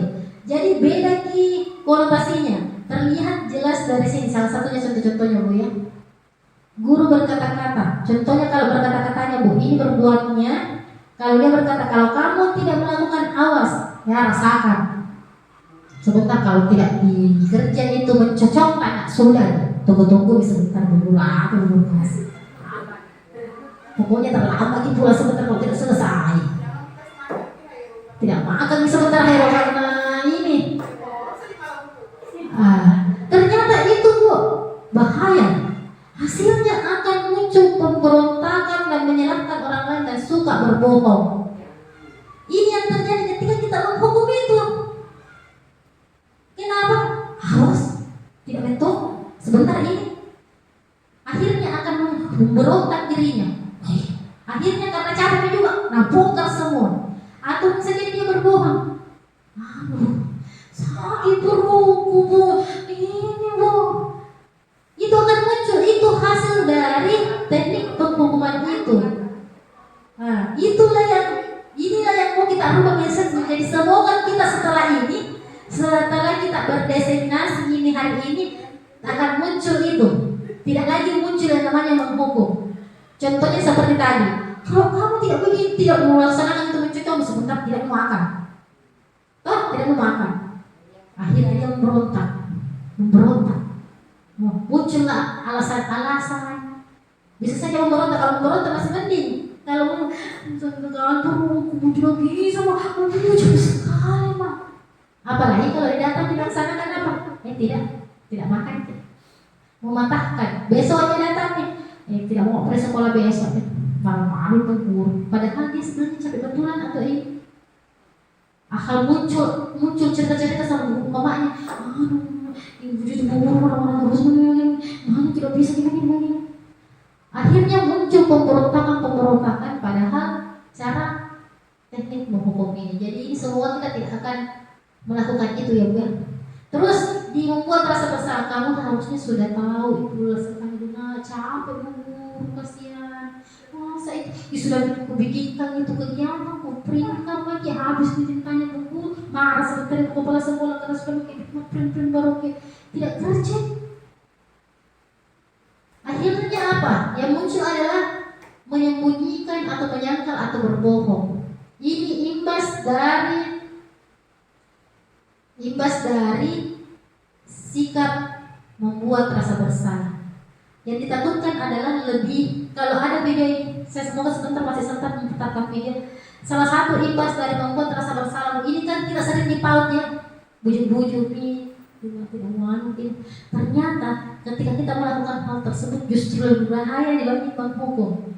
Karena ketika menghukum, anak-anak masih bisa keluar, masih bisa memberontak melawan dengan hal tersebut. Yang ditakutkan adalah ketika membuat bersalah, anak-anak itu akan menyembunyikan apa yang dia rasakan, yang akan menciptakan anak-anak yang pemalu, yang bisa saja ketika dia melakukan dalam dunia nyata nanti, ketika melakukan sesuatu sedikit-sedikit takut, nanti merasa begini. Itu yang sering mungkin muncul salah satunya merasa sebentar kalau masih begini kita terlalu peka merasa untuk itu. Sebentar kalau aku begini nggak begini, begini nanti tidak suka ini. Lebih cepat rasa praduga, dan yang imbas dari hal tersebut biasa meledak di suatu momen, tiba-tiba meledak keluar semua, sehingga menjadi sesuatu hal yang aneh. Contohnya mungkin ini yang ditakutkan dari kayak anak-anak yang tertekan di pondok,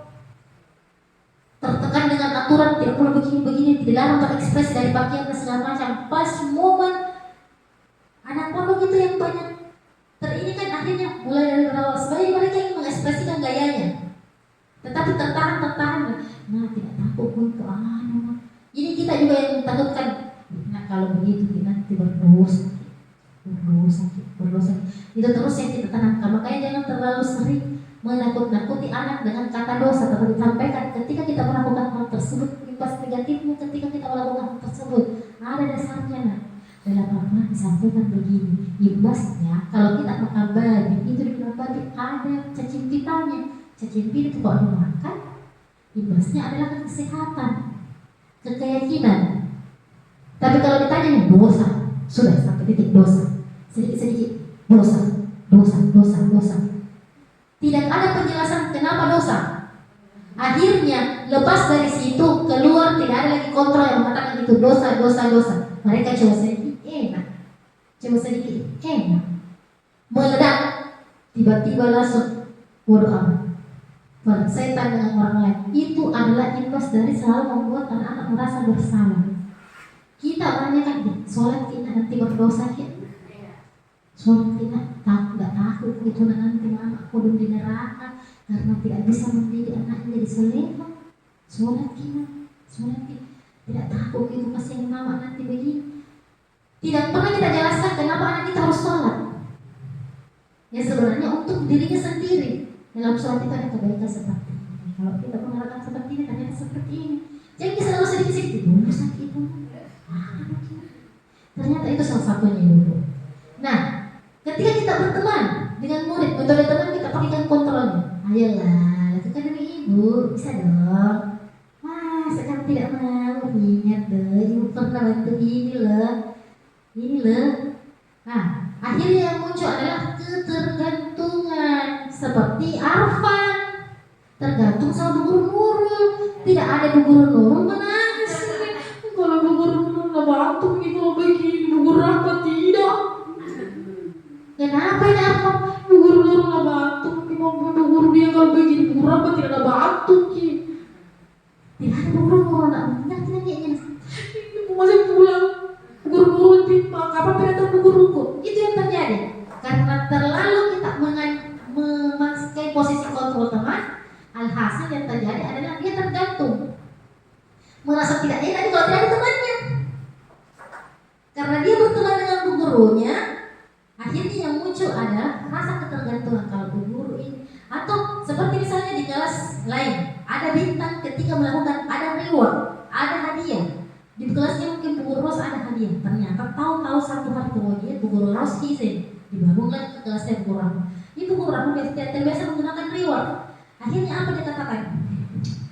Udah saya belajar dia tidak ada bintang, terus ini yang kita harus satukan sama-sama. Bagaimana supaya ketika kita melakukan sesuatu sama. Nah, nanti tuh kasih bintang kalau ini. Ternyata pada saat di kelasnya Bu Rahma langsung dikasih kegiatan, oke laksanakan jadi anak yang bertanggung jawab ya, selesaikan tugas. Tinggal diam tidak selesai tugas. Kenapa? Ketergantungan dengan reward yang ditunggu sebagai karena tidak dilaksanakan tugasnya sebentar. Tidak ada yang tanya ke bilang, nah kalau selesaikan sebentar tugasmu kasih bintang. Akhirnya ketergantungan seperti itu dia masih positif, tapi di lingkar positif yang paling rendah sebagai teman ini. Jadi kalau masih bisa dinaik level sebagai pemantau, kalau di pemantau ketika kita pertanyaannya adalah apa peraturannya? Dikasih kegiatan, oke kalau kegiatannya belum selesai, apa peraturan kita? Peraturan kita misalnya melaksanakan tugas, belajar, bahasa kita di kelas ya, peraturan kita itu belajar. Iya, kalau belajar, artinya kalau belajar diselesaikan tugasnya. Anak-anak melakukan, tetapi masih muncul apa? Menyesuaikan diri bila diawasi. Inilah yang terjadi banyak sekarang kita orang-orang dewasa itu pilih rasa mau dilakukan kalau ada aturan. Contohnya PMM, iya kan? Contohnya PMM ini yang muncul imbasnya dari selama ini kita selalu ditanya, ya, itu dilakukan itu peraturan itu dipakai sepatu hitam karena peraturannya adalah menggunakan sepatu hitam. Seperti itu. Belum lagi penyakit kenapa kita seraya menggunakan sepatu hitam karena disiplin. Memang kostumnya adalah seperti itu. Nah, contohnya inilah yang terjadi. Akhirnya kita akan menyesuaikan diri ketika merasa diawasi. Bila Pak Bupati, PMN harus dikerjakan karena harus turun peringkat 2, baru kita disebut PMN. Padahal ada kebaikan ketika kita melakukan itu PMN.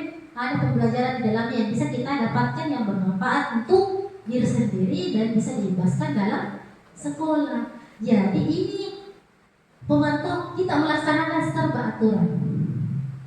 Positif, tetapi dia masih di posisi 2. Nah, yang diharapkan adalah posisi manajer.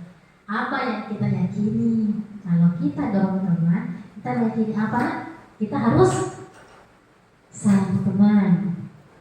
Apa yang bisa kita lakukan supaya kita bentuknya sayang teman? Minta maaf Kak sebentar Bu Guru. Apa lagi? Apa yang kita bisa lakukan supaya kita tidak ulangi nilai kegiatan? Tidak akan kulakukan lagi ini Bu. Kalau aku lakukan lagi nanti teman boleh misalnya ya teman boleh balas saya, tidak akan kulakukan ini. Dan saya tahu Bu Guru bahwa kalau kudorong temanku tidak sayang teman Kak, itu akan muncul dalam dirinya. Itu yang membedakan ketika kita menggunakan manajer. Apa yang diyakini, masalahnya yang dikerjakan itu perbuatannya apa, masalahnya di mana, dan apa yang bisa dilakukan supaya dia tidak mengulangi dirinya. Hal ini akan menguatkan diri anak secara pribadi maupun kelompok nanti. Mereka akan muncul rasa tanggung jawab ketika saya melakukan ini, imbasnya ini, dan saya harus memperbaiki itu supaya bisa diterima kembali. Jadi dari posisi kontrol ini kita diharapkan berada di mana Bu? Di manajer. Semoga kita bisa masuk semua di manajer. Dan saya rasa memang teknik teman pemantau ini kita harus, maksudnya tidak bisa dipisahkan dari kehidupan sehari-hari kita. Karena pasti akan ada fasenya di mana kita akan menjadi pemantau. Karena memang ada anak-anak yang tidak bisa mentoring kalau bukan pemantau kita pakai. Toh? Ada memang posisinya anak-anak yang tidak bisa kalau bukan memantau, harus diingatkan sedikit-sedikit peraturan, sanksi yang kita sarankan bersama, baru dia lakukan.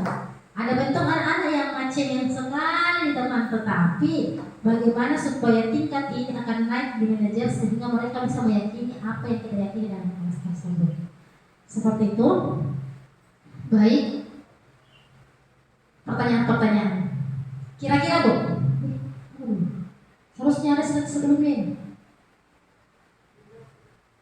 Saya kecewa sekali dengan kamu. Itu adalah membuat rasa bersalah. Kamu tidak pernah benar melakukannya. Itu posisinya penghukum. Ayolah, lakukan demi ibu. Teman, apakah kamu mau mendapatkan stiker bintang ini? Pemantau. Bagaimana kamu bisa menyelesaikan masalah ini? Manajer, kamu selalu yang paling akhir. Selalu paling akhir ini. Itu adalah penghukum. Baik, bergerak antara peraturan, pemantau dan nilai proyek. Ini kita akan belajar sedikit dengan restitusi. Untuk membuat anak yang merasa gagal karena berbuat salah menjadi positif terhadap dirinya, kita awali dengan menggunakan istilah. Jadi dalam segitiga restitusi itu ada 3 langkah. Yang pertama itu kita menstabilkan identitas. Yang kedua memvalidasi tindakan, dan yang ketiga menanyakan keyakinan. Jadi dalam segitiga restitusi, saya pertanyakan kemarin, apakah dalam segitiga restitusi ini boleh kita pindah-pindah dari pertama stabilkan dulu, baru menanyakan keyakinan, baru kembali ke ini? Itu boleh saja, tetapi diharapkan bisa struktur. Kita awali dengan menstabilkan identitas. Ambil salah satu kasus. Misalnya kita contoh kasus yang paling sering di TK apa ya? Yang paling sering kesalahan atau perilaku kasus yang ada di anak TK yang paling sering muncul. Sering bombek-bombek. Misalnya Bu Guru Nurul ya suka bombek-bombek. Kita mau segitiga restitusi ini Nurul. Kita mau mulai dari menstabilkan identitas. Nurul, Bu Guru dapat laporan dari Kesha ini. Kira-kira kenapa hari ini Kesha menangis? Jawabannya aku bombek. Kita stabilkan identitasnya. Kenapa Kina bombek? Tidak mau berbagi mainan, jadi dibombek. Untuk menstabilkan identitasnya itu, kenapa? Apa yang dirasa pada saat dibombek? Tidak baik. Jengkel jengkel. Untuk menstabilkan identitasnya, kita sama dia. Apa jengkel? Bu juga jengkel kalau seperti itu. Itu menstabilkan identitas, menyamakan persepsi bahwa hal tersebut jengkel itu adalah sesuatu yang wajar. Jadi distabilkan dulu. Boleh dikatakan berbuat salah itu hal yang manusiawi. Tidak ada yang manusia sempurna. Bapak Ibu juga pernah berbuat salah. Kita pasti bisa menyelesaikan. Ini contoh-contoh kalimatnya Bu. Ibu tidak tertarik untuk lalu kita tingkatkan pertanyaannya. Ibu tidak mau cari tahu yang salah siapa yang benar di sini, tapi kita mau cari solusinya. Barulah kita memvalidasi kebutuhannya murid. Coba ingat, Nurul bisa saja merasa jengkel, tetapi bisa kan hal-hal yang lain yang tidak buruk yang kita bisa kita tidak bombek-bombek ya? Itu bukan. Kira-kira kalau bombek itu benar atau tidak? Tidak. Kalau Nurul dibombek bagaimana perasaan tak? Tidak. Suka tidak kalau dibombek? Tidak. Jadi tahu kalau dibombek bagus atau tidak? Tidak. Jadi sudah divalidasi. Mereka akan paham bahwa membombek itu sesuatu hal yang tidak baik. Jadi ini kita validasi dulu kebutuhannya, validasi kesalahannya, validasi. Jadi bisa kamu ada alasan tak tadi karena jengkel kita, tapi membombek itu tidak baik. Jadi mereka memvalidasi bahwa seperti itu. Jadi ini ada beberapa kata-kata. Apakah kamu bisa lebih bisa kapan tidak membombek sana? Bisa tidak. Jadi tidak dilakukan lagi bombek-bombek. Bisa. Baru kita menanyakan keyakinan. Nah, kita kan punya keyakinan dalam kelas. Kira-kira kalau Mombe itu keyakinan kelas yang kita ada apa ya? Sayang teman. Jadi kira-kira supaya ini sudah menanyakan keyakinan, masuk ke dalam yang tadi yang mereka sepakati, sehingga mereka paham, oh yang berbuat itu melanggar keyakinan itu. Di situ tingkat segitiga restitusinya. Jadi mulai dari menanyakan, distabilkan dulu. Jadi jangan langsung apa ini gitu, itu akan membuat anak-anak kaget.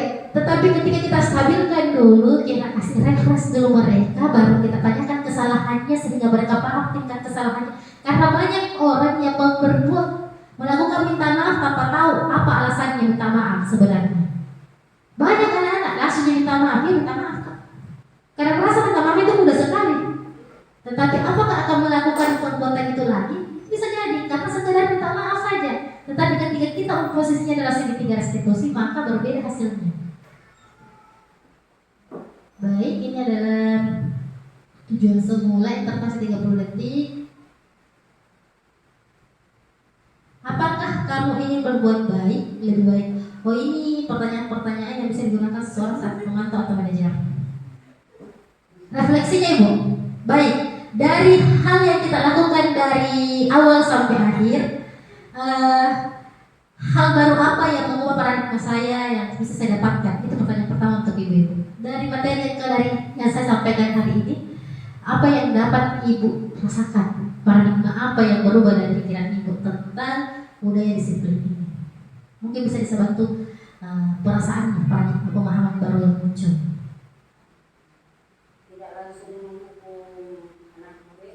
Tidak langsung menghukum anak murid,